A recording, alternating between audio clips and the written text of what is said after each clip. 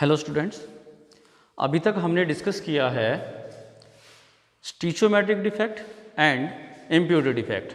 आगे हम डिस्कस करेंगे नॉन स्टीचोमेट्रिक डिफेक्ट। तो नॉन स्टीचोमेट्रिक डिफेक्ट के बारे में हम आपको बताते हैं कि यहाँ पर जो मोलिकुलर फॉर्मूला रहेगा वो डिफरेंट हो जाएगा आफ्टर द डिफेक्ट। स्टीचोमेट्रिक डिफेक्ट में क्या था कि वहाँ पर मोलिकुलर फॉर्मूला सेम रह रहा था, मगर यहाँ पर मोलिकुलर फॉर्मूला क्या होगा, will be the different after the defect. तो ये कैसे कैसे पॉसिबल हो सकता है, तो यहाँ पर हम एग्जांपल ले रहे हैं। जैसे कि हमारे पास पहला केस है मेटल एक्सेस डिफेक्ट, यानी यहाँ पर मेटल नॉन मेटल से जुड़ा हुआ है, तो वहाँ पर मेटल की जो संख्या है नॉन मेटल की संख्या के मुकाबले क्या रहेगी, एक्सेस में रहेगी। तो एग्जाम्पल है, जब NaCl जो क्रिस्टल्स होते हैं उन्हें जब हम सोडियम वेपर की प्रेजेंस में हीट करते हैं, तो यहाँ पर ये हो गया है NaCl क्रिस्टल लैटिक्स। तो यहाँ पर देखें Na जुड़ा हुआ है Cl से, Cl जुड़ा हुआ है Na से, Na जुड़ा हुआ है Cl से, Cl जुड़ा हुआ है Na से। इसे हम हीट करेंगे किसकी प्रेजेंस में, सोडियम वेपर्स की प्रेजेंस में। सोडियम वेपर की प्रेजेंस में जब हम इसे हीट करेंगे तो यहाँ पर जो वेपर स्टेट के जो सोडियम होंगे वो आयनाइजेशन में जाएंगे। आयनाइजेशन में जाते हुए वो क्या करेंगे, इलेक्ट्रॉन को लॉस करेंगे। अब यहाँ पर सोडियम कैटायन वेपर्स के स्टेट में मौजूद रहेंगे और वो लैटिक साइड से क्लोराइड आयन को एक्सेप्ट करेंगे और NaCl वेपर्स यहाँ से रिमूव हो जाएंगे फ्रॉम द लैटिक साइड। अब यहाँ पर ये वैकेंसी क्रिएट हुई है, किस चीज़ की वैकेंसी क्रिएट हुई है, एनायन की वैकेंसी क्रिएट हुई है। इस एनायन की वैकेंसी के ऊपर जो ये इलेक्ट्रॉन है यहाँ पर इलेक्ट्रॉन फिल हो जाएगा। एक नेगेटिव चार्ज गया है, एक नेगेटिव चार्ज आया है, जिसकी वजह से हम इसे कहेंगे F centred defect. It is a important topic, F centred defect. Anion vacancy is filled by the vacant electron is called the F centred defect. किसके अंतर्गत आता है, मेटल एक्सेस डिफेक्ट के अंतर्गत आता है ये। तो यहाँ पर क्या हुआ, क्लोराइड आयन रिमूव हो गया, इलेक्ट्रॉन आ गया, एक नेगेटिव चार्ज गया, एक वापस आ गया, मतलब it is electronic balance and mass will be the decrease. यहाँ पर एक एटम गया है, एटम की जगह इलेक्ट्रॉन आया है, इसलिए मास यहाँ पर घटा है, मास डिक्रीज होगा। इसकी वजह से क्या होगा, density will be the decrease. तो after this defect the density of the crystal lattice will be decrease. तो ये हमारे पास केस था मेटल एक्सेस डिफेक्ट में, जिसमें NaCl अपने एनायन को रिमूव करता है और इसकी जगह इलेक्ट्रॉन यहाँ पर आता है। दूसरा हम केस यहाँ पर बात करते हैं मेटल एक्सेस के अनुसार और कैसे हो सकता है। अगर लैटिक साइड से बाहर से अगर कैटायन इंटरस्टिशियल साइड पर यहाँ पर फिल होता है, देखते हैं हम यहाँ पर एग्जांपल इसका, कि जब हमारे पास जिंक ऑक्साइड को ZnO जिंक ऑक्साइड को जब हम हीट करते हैं तो लैटिक साइड के आउटर सरफेस से ZnO प्लस में हाफ O2 यहाँ से रिमूव हो जाता है। यहाँ पर this is the 2 positive, this is the 2 negative. तो O2 नेगेटिव जो है यहाँ पर हाफ O2 में कन्वर्ट होता है और यहाँ से 2 इलेक्ट्रॉन निकालता है।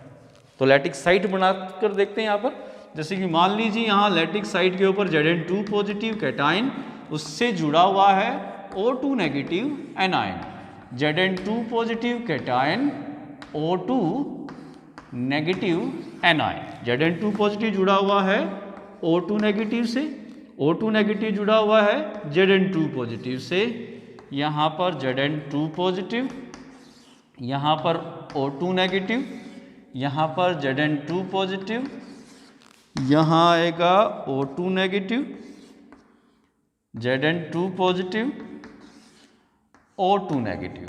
तो लैटिक साइड पे आप देख रहे होंगे प्रत्येक जो Zn है वो O2 नेगेटिव से जुड़ा हुआ है और प्रत्येक O2 नेगेटिव है वो Zn2 पॉजिटिव से जुड़ा हुआ है। अब इस केस में क्या होगा कि जो लैटिक साइड का बाहरी सरफेस है, तो वहां से चलो एक बाहरी एक सरफेस और बनाते हैं इसका, O2 negative, Zn2 positive, O2 negative, Zn2 positive.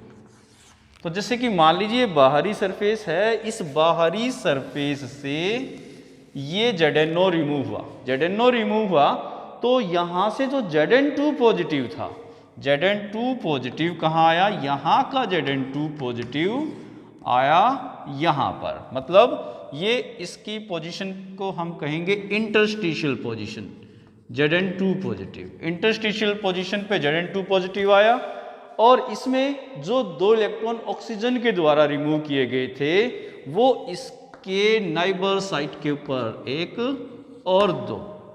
तो यहाँ पर आप देख रहे होंगे तो इंटरस्टिशियल साइट पर एक तो कैटायन आ रहा है और साथ में उसके पड़ोस वाली साइट पर 2 इलेक्ट्रॉन आ रहे हैं, जिसकी वजह से लैटिक साइट क्या होगी, इलेक्ट्रिकल न्यूट्रल। मगर यहाँ पर हम देखें ये साइट यहाँ से हट गई है, जिसकी वजह से इंटरस्टिशियल साइट फिल हुई है।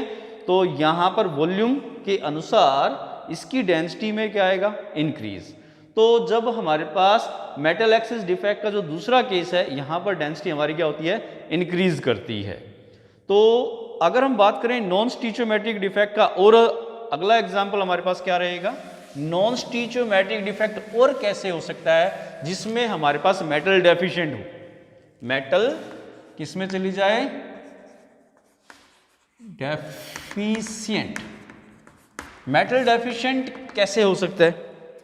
अब जैसे कि हम एग्जांपल लेते हैं कि जो आयरन की ऑक्साइड है FeO, आयरन की ऑक्साइड को जब हम हाई टेम्परेचर पे हीट करते हैं तो ये कन्वर्ट हो जाता है FeXO 1.00।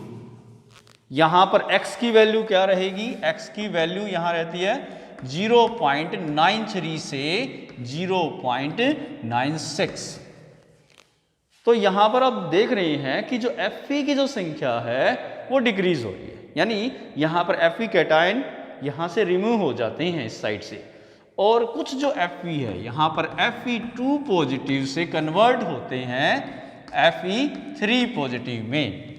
ऐसा कौन करता है, ऐसा करते हैं जो D block element, transition element जो होते हैं वो इस प्रकार के बिहेवियर को दिखाते हैं, क्योंकि उनका ऑक्सीडेशन स्टेट होता है वेरिएबल।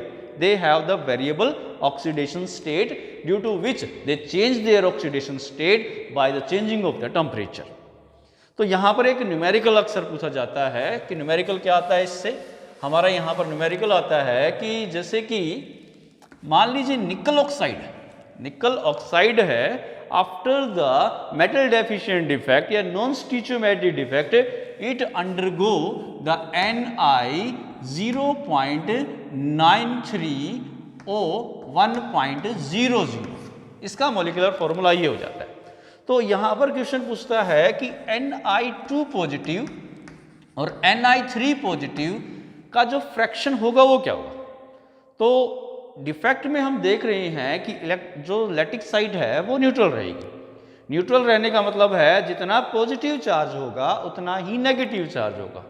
तो पॉजिटिव चार्ज काउंट करते हैं, तो टोटल मैं मानता हूं 100, ऑक्सीजन को मैंने मान लिया 100, तो निकल यहां पर हो जाता है 93। तो 93, तो हमारे पास Ni2 पॉजिटिव की संख्या तो मान लिया मैंने x, और Ni3 पॉजिटिव की संख्या कितनी हो जाएगी, टोटल है 93 में से x घटा देते हैं, तो हमारे पास टोटल पॉजिटिव चार्ज क्या होगा, टोटल पॉजिटिव जो चार्ज होगा वो बराबर होगा टोटल नेगेटिव चार्ज का।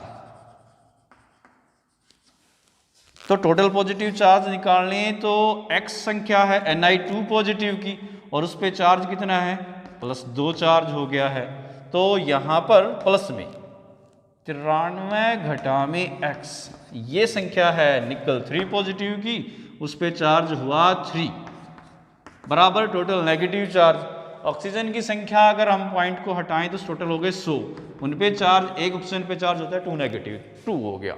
तो यहाँ से देखें इक्वेशन बनी 2x प्लस में यहाँ पर आया 93, 9, 3, 2, 7, 9 और माइनस का 3x इज इक्वल टू 200। तो x की वैल्यू निकालनी है तो आया माइनस का x प्लस में 279 और यहाँ से आया 200, x को उधर ले गए, 200 को इधर लाए, तो यहाँ से आया 279 माइनस में 200 इज इक्वल टू x। तो x की वैल्यू हमारे पास आई 79, x की वैल्यू हो गई हमारे पास 79। तो यहाँ देखें ये कितना आया 79। तो निकल 3 पॉजिटिव की संख्या कितनी हो गई 93 माइनस में 79 इज इक्वल टू 14। तो अगर हम इनका फ्रैक्शन निकालें तो फ्रैक्शन क्या होगा, जितनी निकल 2 पॉजिटिव की संख्या है उसको डिवाइड कर दें हम टोटल संख्या से। टोटल संख्या है 93। तो यहाँ देखें fraction of Ni2 positive is equal to, यहाँ पर Ni2 पॉजिटिव की संख्या है 79 और टोटल हो गया 93 और fraction of Ni3 positive is equal to 14/93। ये हमारे पास इसका एग्जाम्पल है। इसके बाद हमारे पास आगे टॉपिक आता है, हम बात करते हैं electrical property of the solids. तो आपने छोटी क्लासेस में भी पढ़ा है electrical property of solid. Solid को हम 3 भागों में बांटते हैं, they are the conductors, they are the insulators and they are the metalloids या फिर सेमीकंडक्टर। तो आपने छोटी क्लास में पढ़ा होगा कि conductors they passing the electric current from them. तो यहाँ पर हम बात करते हैं इनकी कंडक्टिविटी के हिसाब से। तो ऐसे सॉलिड जिनकी कंडक्टिविटी रेंज, दो solid whose conductivity range is 10⁻⁴ to 10⁻⁷। तो यहाँ पर ओम पर मीटर, तो उन्हें हम क्या कहते हैं, दे आर द कंडक्टर। अगर हम बात करें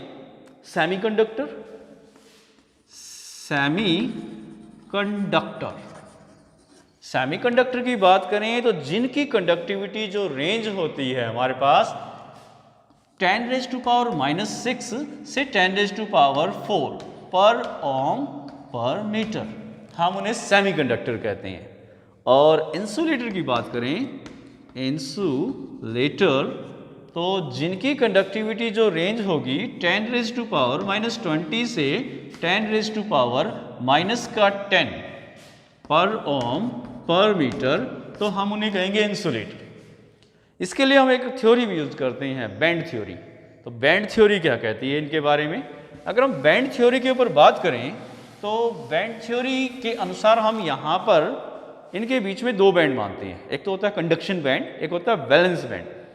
जब वैलेंस बैंड के वैलेंस इलेक्ट्रॉन हीट को प्राप्त करके, एनर्जी को प्राप्त करके, जंपिंग करके कंडक्शन बैंड में जाते हैं तो वो मटेरियल अपने से अंदर से करंट पास करता है। तो हम यहाँ पर 2 बैंड मानते हैं। एक तो हो गया है यहाँ पर conduction band, this is the CB, और यहाँ पर हो गया एक वैलेंस बैंड। तो अगर हम यहाँ पर मेटल की बात करें,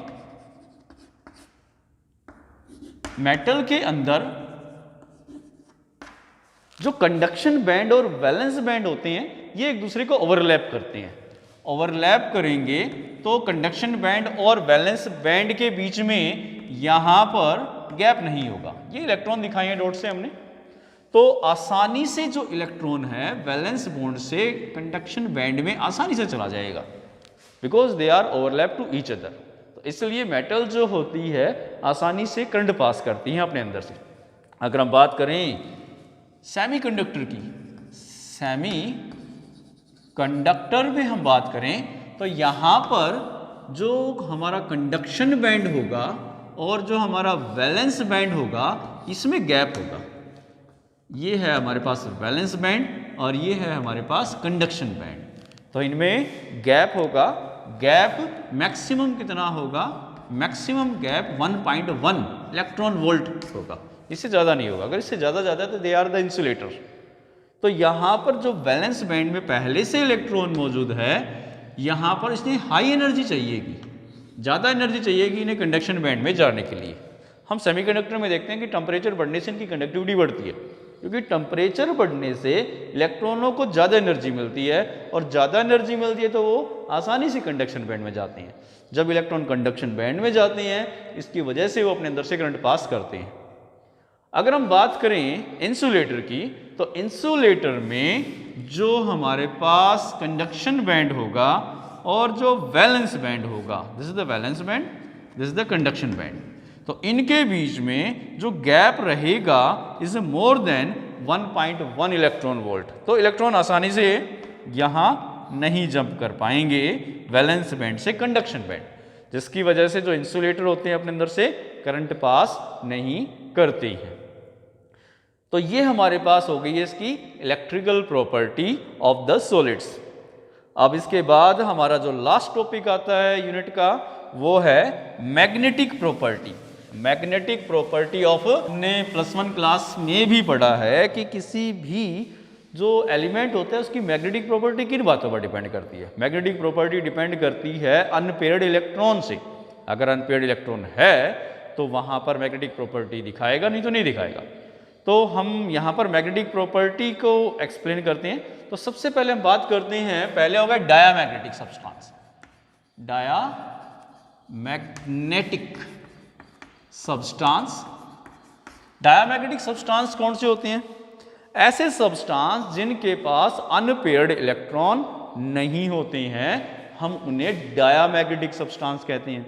अगर अनपेयर्ड इलेक्ट्रॉन नहीं है तो मैग्नेटिक प्रॉपर्टी नहीं दिखाएंगे और they weakly repel by the external magnetic field. अगर बाहरी चुंबक है तो बाहरी चुंबक को ये हल्के से रिपेल करेंगे, अट्रैक्ट नहीं करेंगे। वजह क्या है?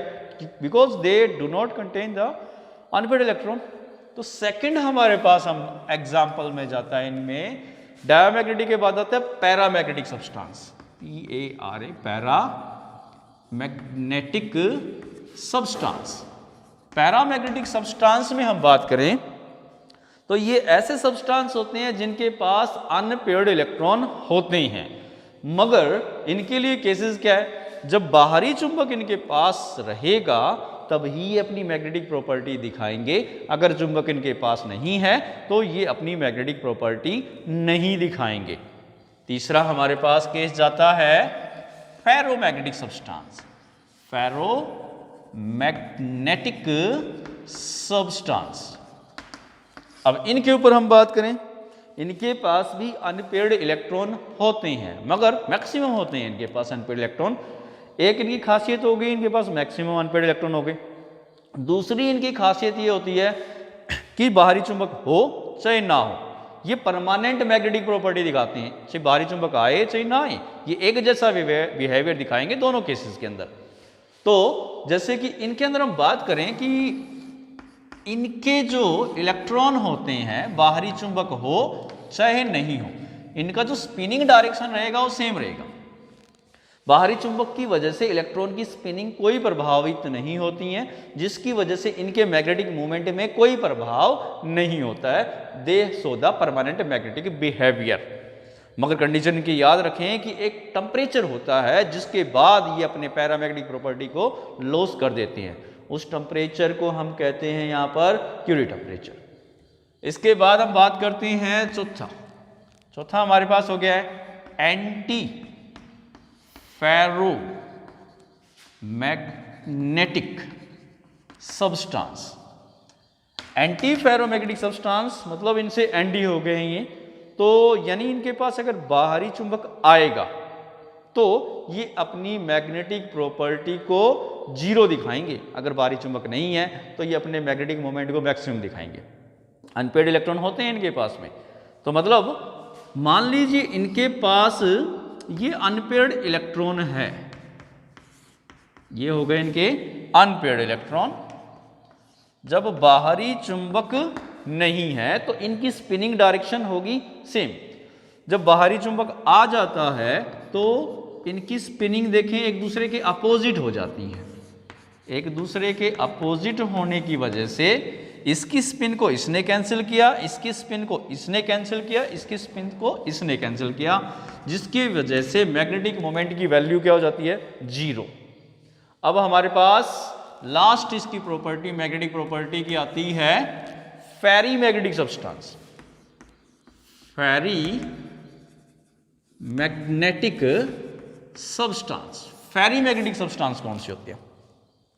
फेरी मैग्नेटिक सब्सटेंस के पास भी मैक्सिमम अनपेयर्ड इलेक्ट्रॉन होते हैं, मगर इनके केस में जब इनके पास बाहरी चुंबक नहीं है, एक्सटर्नल मैग्नेटिक फील्ड इनके ऊपर अप्लाई नहीं किया है, तो इनके जो मैग्नेटिक मोमेंट होती है वो मैक्सिमम रहती है, मतलब इलेक्ट्रॉनों की जो स्पिन होती हैं वो सेम डायरेक्शन में होती है। मगर जैसे ही मैग्नेटिक फील्ड इनके नज़दीक आता है, बाहरी मैग्नेटिक फील्ड की प्रेजेंस में, ये अपना मैग्नेटिक मोमेंट घटा देती हैं, मगर घटाते हुए इनका मैग्नेटिक मोमेंट जीरो नहीं होता है। They do not have the zero magnetic moment. अगर ये जीरो मैग्नेटिक मोमेंट रखते हैं तो ये हो जाते हैं एंटी फेरो। यहां पर देखें, इसकी स्पिन को इसने कैंसिल किया, इसकी स्पिन को इसने कैंसिल किया, इसकी नेट स्पिन है, जिसकी वजह से नेट मैग्नेटिक मोमेंट क्या हो गया है, जीरो नहीं हुआ है, बट डिक्रीज हो गया है बाहरी चुंबक की वजह से।